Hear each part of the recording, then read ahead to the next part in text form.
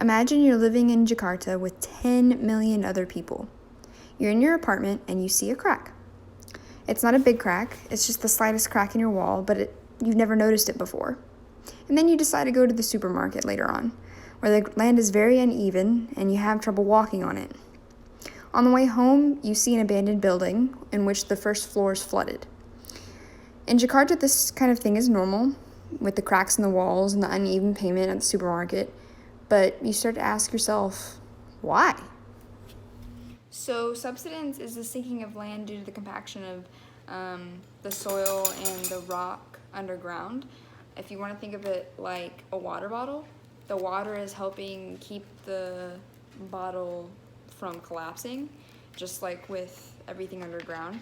But if you empty it, so if you take the water, or if you take the groundwater from the soil, the water bottle can collapse. And that is the exact reason hydrologists say that there is so much subsidence in Jakarta, because people are over-extracting groundwater from the ground. But why do we care? Why is this a problem? Who does this impact? So it impacts basically everybody: business owners, businesses, farmers, stores, farms, houses. It impacts everything basically due to the fact that Jakarta is on its way to being completely underwater. Hydrologists expect that by 2050, 95% of Jakarta will be below sea level, which is kind of crazy because if you think about it, it's not even that far off. But then the questions arise, did society contribute to anything that caused the subsidence?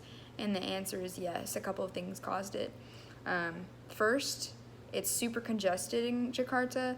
There's 10 million people in Jakarta alone, so that's a lot of development that occurred over the past couple of decades. Two, the government doesn't regulate how much or who extracts the groundwater. So if you want it, you can go and get it, and you can get as much as you want from it, which is creating a big problem. Their solution, the government hasn't really done a lot. They openly stated a couple of years ago that as long as people keep spending the money to live in the apartments on the coast, they're gonna keep building it. But in March, a new article came out that said they're looking into moving the capital elsewhere and just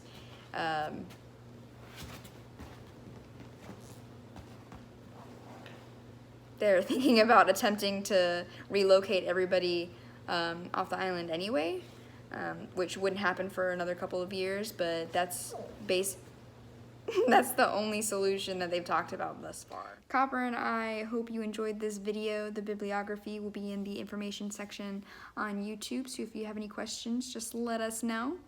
And we hope you learned a lot. Right? Okay.